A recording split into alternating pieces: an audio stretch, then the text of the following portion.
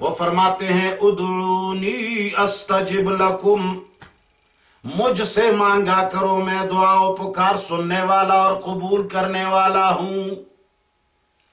وہ کہتا ہے کہ مجھے پکارو، میں پکارنے والے کی پکار کو سنتا ہوں، اور تو چھوڑو اگر تو دل کے گہرائیوں کے اندر ایک سوچ بھی لا رہے ہو تو پکارنے کی بھی ضرورت نہیں، میں علیم بذات الصدور ہوں، تمہارے سینے کے اندر رازوں سے بھی واقف ہوں، مت پکارو تب بھی میں تمہاری مجبوریاں سمجھ رہا ہوں۔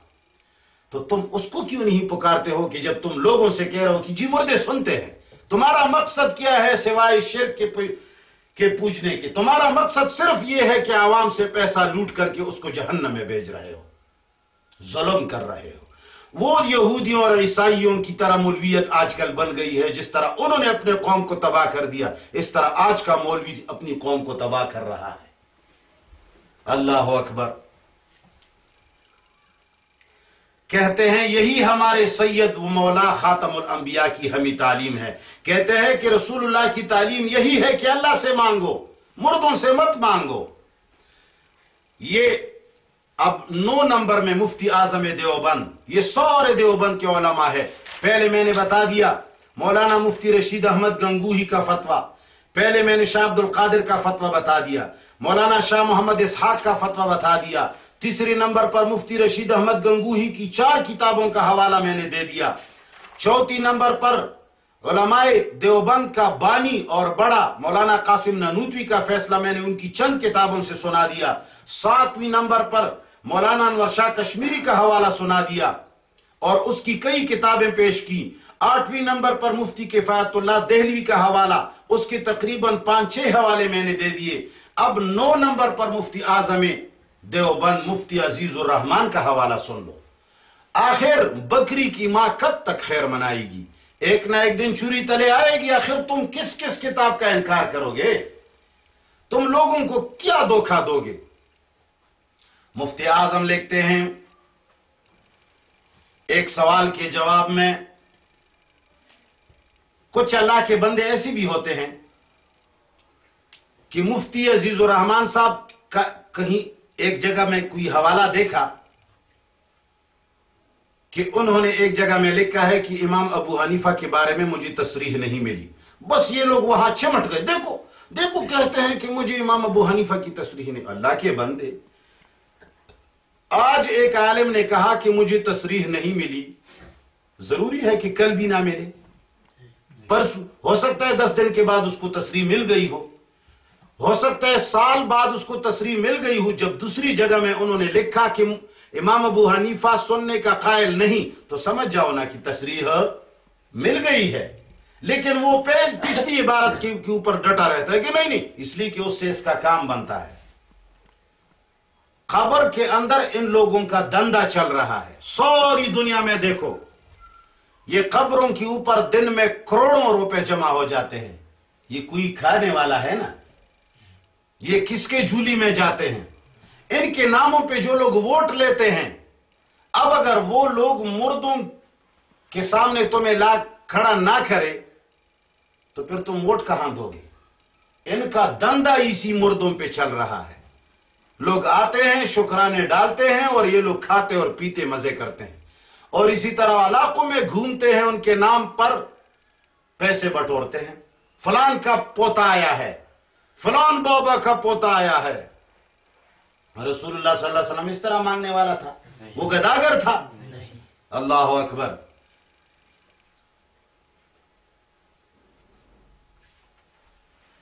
تو مفتی عزیز الرحمان دیوبندی جلد 3 صفحہ نمبر 281 پر لکھتا ہے کہ امام صاحب کا مذہب مشہور عدم سماع کا ہے۔ ایک جگہ اگر انہوں نے کہا تھا کہ مجھے امام ابو حنیفہ کے بارے میں تصریح نہیں ملی، تو یہاں جلد 3 صفحہ 281 پر جب آیات معلوم ہوتا ہے تصریح اس کو مل گئی ہے، اس لیے لکھا کہ امام ابو حنیفہ کا مذہب مشہور کیا ہے؟ عدم سماع الاموات، کے مردے نہیں سنتے۔ پہلے نہیں ملا تھا، اب مل گیا۔ چنانچہ موصوف ایک اور جگہ پہ لکھتے ہیں، فتاوی دارالعلوم دیوبند جلد 5 صفحہ نمبر 467. وہ کہتے ہیں ان قصوں میں نہ پڑھیں اور اس کو کسی عالم سے سمجھ لیں اور یہ مسئلہ جان لیں کہ قرآن شریف میں سماع موتا کا انکار کیا گیا ہے، لہذا حدیث شریف میں تعویل کرنا مناسب ہے. کہتے ہیں کہ کسی عالم سے پوچھ لو، قرآن نے مردوں کے سننے کا انکار کیا ہے. جب قرآن انکار کرے تو رسول اللہ اس کا اقرار کر سکتا ہے؟ کبھی نہیں. اب اگر کوئی ایسی حدیث ہے جس میں اقرار نظر آتا ہے تو اس کا معنی میں تعویل کریں گے، اس لیے کہ رسول اللہ کا مقابلہ نہ کرتا ہے نہ کر سکتا ہے. ایک اور جگہ لکھتے ہیں فتاوی دارالعلوم دیوبند جلد 5 صفحہ نمبر 441 پر، کہتے ہیں سماع موتا خود مختلف فی ہے. حنفیہ سماع موتا کا انکار کرتے ہیں اور عائشہ صدیقہ کا بھی یہی مذہب ہے اور آیات قرآنیہ اس پر دال ہیں. سماع موتا مختلف فی ہے، اس کا معنی یہ نہیں ہے کہ عام مردوں کے سننے کا مسئلہ اختلافی ہے. نہیں، اختلافی کا معنی میں نے پہلے بتایا ہے کہ یہ ہے کہ رسول اللہ صلی اللہ علیہ وسلم کی بات قلیب بدر کے کفار مقتولین نے سنی یا نہیں سنی، اختلاف اس میں تھا. اس کے بعد کسی مردے کے نہ سننے میں اختلاف نہیں ہے. کہتے ہیں کہ امام ابو حنیفہ بھی اس کا انکار کرتے ہیں، عائشہ صدیقہ بھی اس کا انکار کرتی ہیں اور آیات قرآنیہ اس پر دال ہیں. کس چیز پر دال ہیں؟ انکار سماع پر. یعنی قرآن بھی اس کا منکر ہے. قرآن کہتا ہے کہ مردے نہیں سنتے. شروع میں جو میں نے آیاتیں پڑھی ہیں. پھر لکھا ہے فتاوی دارالعلوم دیوبند جلد 5 صفحہ نمبر 438، تقریباً یہ اس کا چوتھا حوالہ ہے. لکھتے ہیں انک لا تسمع الموتى وغیرہ نصوص سے عدم سماع ظاہر ہے. فإن عدم الاسماع يستلزم عدم السماع وهو قول محقق الحنفیہ. کہتے ہیں کہ انک لا تسمع الموتى وغیرہ سے سماع موتا بالکل ظاہر ہے، اور کہتے ہیں کہ نہ سنانا نہ سننے کو مستلزم ہے، اور یہ احناف کا محقق قول ہے. ایک اور جگہ 5واں حوالہ دیکھو، فتاوی دارالعلوم دیوبند جلد 3 صفحہ 96 پر لکھتے ہیں سماع موتا ثابت نہیں بلکہ عدم سماع پر نص قطعی وارد ہے. کہتے ہیں سماع موتا ثابت نہیں اور نہ سننے پر دلیل قطعی نازل اور وارد ہے. قال تعالی وما انت بمسمع من فی القبور وقال تعالی انک لا تسمع الموتى. یہ مفتی عزیز الرحمان دیوبندی ان آیات کا استعمال اور ان سے دلیل پکڑ رہا ہے، اور یہ لوگ کیا کہتے ہیں؟ ان آیات میں تو سننے کی نفی نہیں ہے. عائشہ رضی اللہ کہتی ہے کہ ان آیات میں سننے کی نفی ہے. تمام امت مفتی رشید احمد گنگوہی کہتے ہیں کہ سننے کی نفی ہے. امام ابو حنیفہ اور فتح القدیر اور دیگر فقہ کی محققین کہتے ہیں کہ سننے کی نفی ہے. مفتی کفایت اللہ کہتے ہیں سننے کی نفی ہے. مفتی عزیز الرحمان کہتے ہیں سننے کی نفی ہے. ہمارے یار لوگ دیوبند کے نام پہ ووٹ مانگنے والے، چندے مانگنے والے کہتے ہیں کہ ان آیتوں میں سننے کی نفی نہیں ہے. ان کی نظریں خراب ہیں، اس کیا کریں، نظر ٹھیک ہے، نبض خراب ہے، نبض. چھٹا حوالہ دیکھ لو، فتاوی دارالعلوم دیوبند کے محشی مولانا ظفیر الدین صاحب، فتاوی دارالعلوم دیوبند جلد 5 صفحہ نمبر 444 میں شرح فقہ اکبر صفحہ نمبر 169 کا حوالہ دے کر لکھتے ہیں لِأَنَّ الْمَيِّتَ لَا يَسْمَعُ بِنَفْسِهِ وَالْقُرْبُ وَالْبُعْدُ سَوَاءٌ. یعنی میت تو خود نہیں سنتا، نزدیک سے اسے بلانا اور دور سے بلانا یکساں ہے، کسی حال میں میت نہیں سنتا. کہتے ہیں کہ مردے کو قریب سے پکارو یا دور سے پکارو، مگر مردہ نہ قریب سے سنتا ہے اور نہ دور سے سنتا ہے. یہ کون کہتا ہے؟ دارالعلوم دیوبند کے مفتی ظفیر الدین اور مفتی عزیز الرحمان کا مدلل فتویٰ ہے. شرح فقہ اکبر کا حوالہ انہوں نے دیا ہے. مزید حوالہ ملاحظہ کیجئے، تقریباً یہ 7واں یا 8واں حوالہ ہے. فتاوی دارالعلوم دیوبند جلد 3 صفحہ نمبر 281. وہ لکھتے ہیں کسی نے ان سے سوال کیا ہے کہ بھئی ایک مولوی ہے، وہ یہ کہتا ہے کہ روح بدن میں نہیں ہے، یہ قبر کے اندر جو بدن پڑا ہوا ہے اس میں روح نہیں ہے، اور نہ یہ سنتا ہے. کہتا ہے ان کی پیچھے نماز جائز ہے کہ نہیں؟ اب مفتی عزیز الرحمان دیوبندی ان کا جواب یوں دیتے ہیں: امام مسجد مذکور کا عقیدہ دربارہ روح مبارک پیغمبر و ارواح مومنین صحیح ہے. کہتے ہیں کہ جس امام کے بارے میں تم کہتے ہو کہ وہ کہتا ہے کہ مٹی کے اندر جو جسم پڑا ہوا ہے اس میں روح نہیں ہے، نہ رسول اللہ کے جسم میں اور نہ دیگر مومنین کے جسموں میں. کہتے ہیں کہ ان کی بات صحیح ہے. یہ کون کہہ رہا ہے؟ مفتی عزیز الرحمان دیوبندی. شاید وہ بھی پنجپیری ہو، شاید ان کو بھی تم گالی دو. اور استمداد قبور سی بھی درست نہیں. سوال میں لکھا ہے کہ قبروں سے مانگنا کیسا ہے؟ کہتا ہے کہ یہ بھی ٹھیک نہیں ہے. اور سماع موتا میں بے شک عائشہ صدیقہ نے انکار کیا ہے. کہتے ہیں کہ یہ بات بھی ان کی ٹھیک ہے کہ عائشہ صدیقہ نے مردوں کے سننے کا انکار کیا ہے. وما انتم باسمع منہم کی تعویل ما انتم بعالم منہم سے فرمائی ہے، اور انہیں آیات انک لا تسمع الموتى وما انت بمسمع من فی القبور سے استدلال فرمایا ہے. اور یہی مذہب مشہور امام ابو حنیفہ رحمہ اللہ کا ہے. الغرض امام مسجد مذکور کے پیچھے نماز صحیح ہے، کچھ کراہت نہیں. اس لیے ہم کہتے ہیں کہ ہم آہ بھی کرتے ہیں تو ہو جاتے ہیں بدنام، وہ قتل بھی کرتے ہیں تو چرچا نہیں ہوتا. مفتی اعظم دیوبند ایک اور فتویٰ بھی اس کا دیکھ لو، فتاوی دارالعلوم عزیز الفتاوی دیوبند، جو ماہ صفر 1356 ہجری میں شائع ہوا، جلد 3 صفحہ 14 میں لکھتے ہیں: سماع موتا امام ابو حنیفہ کے نزدیک ثابت نہیں ہے. دیکھو ان دونوں حوالوں میں مفتی صاحب نے امام ابو حنیفہ کا مسلک عدم سماع لکھا، مگر کچھ دل کے ٹھیڑے بس ایک حوالہ کا رٹ لگانے پر پڑے ہوئے ہیں کہ ان کو تصریح نہیں ملی. بھائی 1000 تصریحیں انہوں نے کر دی. وہ جو کہا تھا کہ مجھے تصریح نہیں ملی وہ کسی زمانے کی بات تھی. جو بعد میں 10 جگہ انہوں نے لکھا کہ امام ابو حنیفہ کا مسلک نہ سننا ہے، تو یہ تصریح نہیں ہے اور ہے کیا؟ اللہ اکبر. ایک اور جگہ اور آخری جگہ دیکھ لو، عزیز الفتاوی دارالعلوم دیوبند شائع شدہ دارالمفتی ماہ ذی الحجہ 1356 ہجری، جلد 3 صفحہ 96 پہ لکھتے ہیں: یہ واضح رہے کہ حد سے زیادہ جو امر تجاوز کرتا ہے وہ ممنوع ہو جاتا ہے.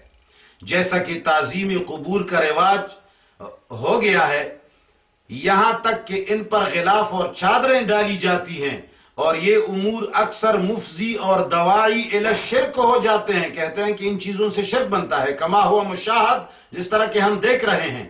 اور سماع میت ثابت نہیں ہے. کہتا ہے کہ مردوں کا سننا ثابت نہیں ہے قرآن اور سنت میں، بلکہ عدم سماع پر نص قطعی وارد ہے. لکھتے ہیں کہ نہ سننے پر پکی دلیل قرآن نے دی ہے.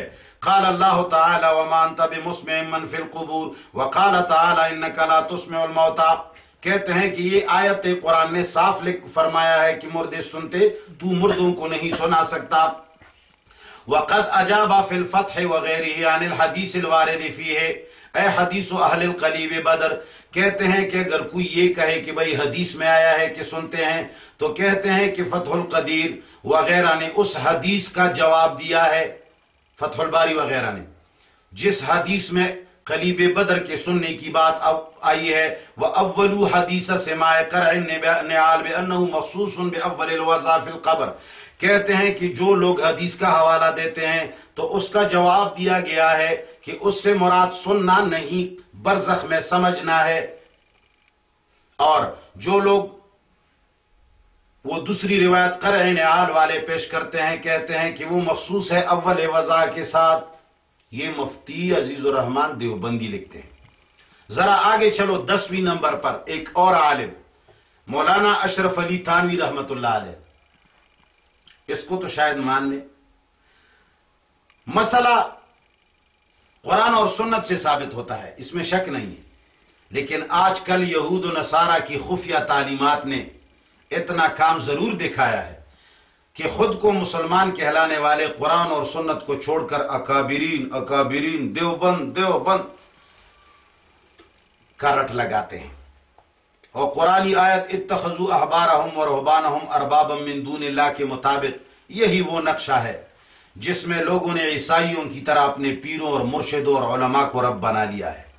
ہائے افسوس، ہم نے بارہا آزمایا ہے، اللہ گواہ ہے، اکثر لوگ اللہ اور اس کے رسول کے فرمودات سے مطمئن نہیں ہوتے، لیکن جیسی ہی ان کی اپنی جماعت یا گروہ کا کوئی فرد پیر یا عالم کہہ دیتا ہے تو فوراً مطمئن ہو جاتا ہے۔ افسوس سے کسی سے اللہ کے لیے محبت اپنی جگہ، مگر اتنا غلو کہ حلال اور حرام، جائز اور ناجائز تک میں ان کی پیروی کرنا، اور اللہ اسی کو قرآن کریم نے اسی کو رب بنانا ہی فرمایا ہے۔ عدی بن حاتم کی مضبوط روایت ہے، وہ اسی پر دال ہے کہ جو لوگ اپنے اکابر کی بات پر مطمئن ہو جاتے ہیں، اپنے عقیدے اور نظریے کے مولوی کی بات پر مطمئن ہو جاتے ہیں، قرآن اور حدیث پر مطمئن نہیں ہوتے، یہی احبار سوء اور رہبان سوء کو رب بنانے کے مترادف ہے۔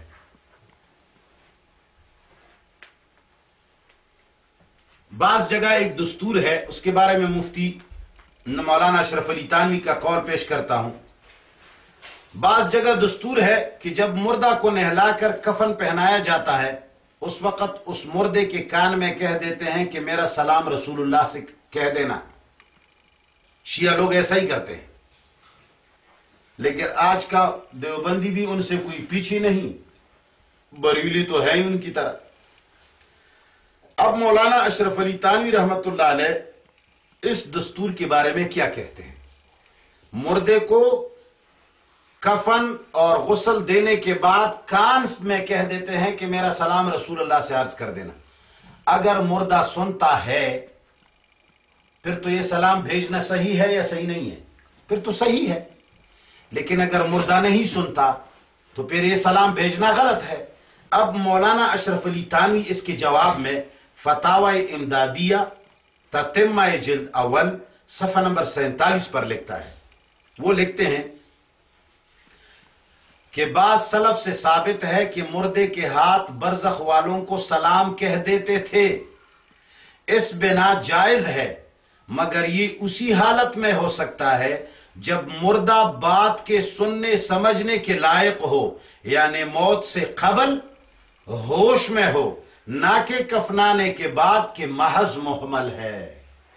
دیکھو اشرف علی تھانوی رحمہ اللہ کی تشریح یہ ہے، کہتے ہیں کہ پچھلے زمانے میں ہمارے اسلاف صحابہ اور تابعین ایسا کرتے تھے کہ کسی آدمی کو سلام کہتے تھے کہ رسول اللہ سے میرے سلام کہہ دو۔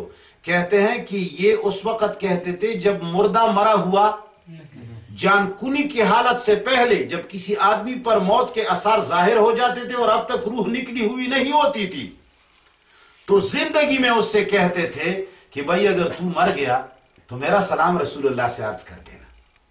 کہتے ہیں کہ یہ اس وقت ہو سکتا ہے جب وہ سننے کے قابل ہو، یعنی موت سے قبل ہوش میں ہو، کہ کفنانے کے بعد محض محمل ہے۔ کہتے ہیں اگر ایک مرتبہ مر جائے تو پھر یہ بات فضول ہے۔ کیا ہے؟ فضول ہے۔ اب ذرا اس پر غور کرو، بار بار غور کرو۔ ایک اور حوالہ دیکھو، التکشف عن مہمات التصوف، صفحہ نمبر 427 پر اشرف علی تھانوی اس سے بھی زیادہ اچھی بات لکھتے ہیں۔ وہ لکھتے ہیں عوام کا سا اعتقاد، یعنی عوام کی طرح اعتقاد کہ اس کو یعنی مردے کو حاضر و ناظر متصرف مستقل فی الامور سمجھتے ہیں، یہ صریح ضلالت ہے۔ کہتے ہیں جو لوگ عوام کی طرح عقیدہ رکھتے ہیں کہ مردے کے بارے میں خیال کرتے ہیں کہ وہ دیکھتا بھی ہے، تصرف بھی کرتا ہے اور سب کچھ کر سکتا ہے، کہتے ہیں کہ یہ تو گمراہی ہے۔ اگر اس کی اصلاح بدون انکار سماع کے نہ ہو سکے، کہتے ہیں اگر ایسے کم عقل لوگوں کی اصلاح اس کے بغیر ممکن نہ ہو کہ مردوں کی سننے کا آدمی انکار کرے تو انکار سماع واجب ہے۔ کہتے ہیں ایسے لوگوں کو ٹھیک کرنے کے لیے سننے کا انکار کرنا واجب ہے۔ سننے کا انکار کرنا واجب، یعنی یہ نہیں ہے کہ مردے کے سننے اور نہ سننے کا مسئلہ اختلافی ہے۔ وہ کہتے ہیں کہ جب دنیا کے لوگوں کا عقیدہ خراب ہو رہا ہو تو انکار کرنا واجب ہے۔ کیا ہے؟ واجب ہے۔ اب ان مولویوں پر شاید واجب نہ ہو، اس لیے کہ یہ تو پتہ نہیں ہے کس دیوبند کی بات کرتے ہیں، یہ کس اشرف علی تھانوی کے مرید ہیں؟ جو اشرف علی تھانوی دیوبند کا تھا وہ تو کہہ رہا ہے کہ مردوں کے سننے کا انکار واجب ہے، یہ کہتا ہے کہ نہیں، اقرار واجب ہے، مردے سنتے ہیں، جی دیکھتے ہیں، کھیلتے ہیں، کودتے ہیں۔ اللہ اکبر۔ تھانوی رحمہ اللہ کی تحریر سے معلوم ہوتا ہے کہ ان کے زمانے میں بھی لوگ مردوں اور مزاروں کے بارے میں غلو کرنا شروع کیا تھا۔ پھر آج کے زمانے میں یہ بہانہ ڈھونڈنا کہ جی لوگوں کا مطلب یا ہمارا مقصد یہ تو نہیں کہ کوئی ان سے مانگے، ان کو پکارے، ان کو بلائیں، یہ بہانہ ہے۔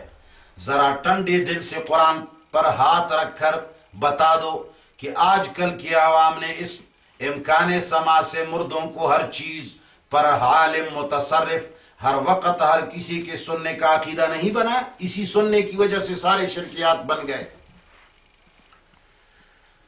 مفتی بلکہ مرشد تھانوی اشرف علی تھانوی رحمہ اللہ امداد الفتاوی جلد 4 صفحہ 76 پر ایک قانون بیان کرتے ہیں زبردست۔ وہ لکھتے ہیں قاعدہ ہے کہ جو امر شرعاً مطلوب و مقصود ہو اور اس میں مفاسد منظم ہو جائیں تو اس امر کو ترک نہ کریں گے بلکہ خود ان مفاسد کا انسداد کریں گے، اور جو امر مقصود نہ ہو اس میں غلبہ مفاسد سے خود اس امر کو ترک کریں گے۔ کہتے ہیں کہ جو چیز شرعاً مقصود اور مطلوب نہ ہو اس میں اگر مفاسد نکل آئیں تو اس کام کو ہی چھوڑ دو، لیکن اگر کوئی کام اہم ہو اسلام میں، مقصود ہو اور اس میں مفاسد نکل آئیں تو پھر اس کام کو تو نہیں چھوڑیں گے لیکن مفاسد کو ترک کریں گے، نکالیں گے۔ اب اس امداد الفتاوی جلد 4 صفحہ 76 اور التکشف عن مہمات تصوف 427 دونوں حوالوں کو ملا دو، غور کرو۔ تکشف کے حوالہ سے گزر چکا کہ اصلاح مفاسد سے انکار سما کے بغیر، اگر کہتے ہیں کہ اصلاح مفاسد انکار سما کے بغیر ممکن نہ ہو تو انکار سما واجب ہے۔ تو اس عبارت سے یہ بات پتہ چلی کہ اس بات سما تھانوی کے نزدیک کوئی مطلوب اور مقصود امر، اگر مردوں کا سننا تھانوی رحمہ اللہ کے نزدیک مقصود اور مطلوب ہوتا تو وہ اس کے ترک کرنے کو واجب نہ سمجھتا، وہ کبھی یہ نہ کہتا کہ انکار سما واجب ہے۔ اس سے پتہ چلتا ہے کہ ان کی نزدیک مردوں کا سننا نہ مطلوب ہے نہ مقصود ہے، محمل سمجھ لیا انہوں نے۔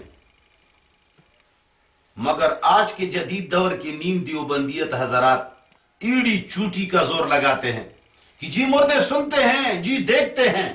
ارے واہ، ارے واہ، کیا دیوبندیت ہے! اللہ اکبر۔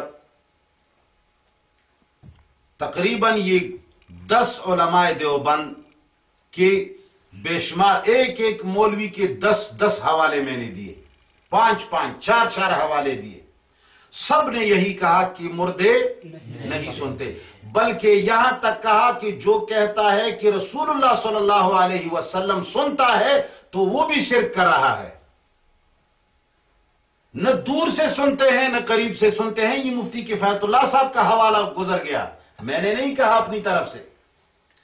اب 11 نمبر مولانا حسین علی الوانی جو علامہ گنگوہی رحمہ اللہ کے شاگرد ہیں، وہ تحریرات حدیث صفحہ نمبر 208 میں لکھتے ہیں فالقول الثابت ان اجزاء البدن من المیت لا سماع لها، کہتے ہیں کہ پکی بات یہ ہے کہ بدن نے میت کے اجزاء میں سماع کی صلاحیت نہیں ہے۔ نیز ایک اور کتاب تحریرات حدیث 210 میں لکھتا ہے فعند الحنفیت الجسد میت لا يسمع، کہتے ہیں کہ احناف کے نزدیک مردے کا بدن مردہ ہے، وہ سنتا نہیں۔ ایک طویل عبارت پہلے اس کی گزر گئی ہے فتاوی غرائب کے حوالے سے۔ البتہ بلغت الحیران 257 میں لکھتے ہیں اور تحقیق سماع الموتیٰ کے متعلق یہ ہے کہ بدن نہیں سنتے، جیسا کہ آیت فَإِنَّكَ لَا تُسْمِعُ الْمَوْتَىٰ سے معلوم ہوتا ہے، اور باقی آیات بھی دال علی عدم سماع موتیٰ ہیں، اور روح زندہ ہے، وہ سنتا ہے جب قریب ہو، لیکن روح کہاں ہوتی ہے؟ وہ تو علیین میں یا سجین میں ہوتی ہے، اتنے دور سے وہ بھی نہیں سنتی۔ علامہ عبدالحی لکھنوی 12واں عالم ہے، یہ کیا ہے؟ کتنا ہے؟ 12واں عالم ہے دیوبند کا۔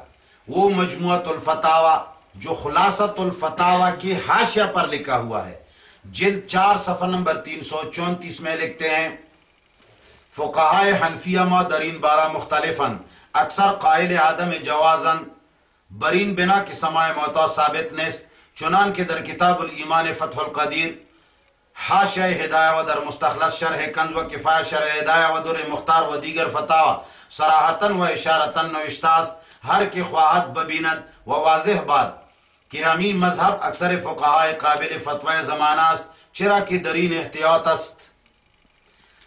ترجمہ، وہ لکھتے ہیں ہمارے حنفی فقہا اس بارے میں مختلف ہیں، اکثر عدم جواز کے قائل ہیں، کہتے ہیں کہ اکثر فقہائے احناف مردوں کے سننے کے قائل، اس لیے کہ سماع موتا ثابت نہیں ہے، چنانچہ فتح القدیر، مستخلص کفایہ، در مختار اور دیگر فتاوی کتاب الایمان میں صراحتاً و اشارتاً لکھا ہے، جو چاہے دیکھ لے۔ واضح ہو کہ یہی مذہب اکثر فقہا کا ہمارے زمانہ میں فتویٰ کے لائق ہیں، کیونکہ اس میں احتیاط ہے۔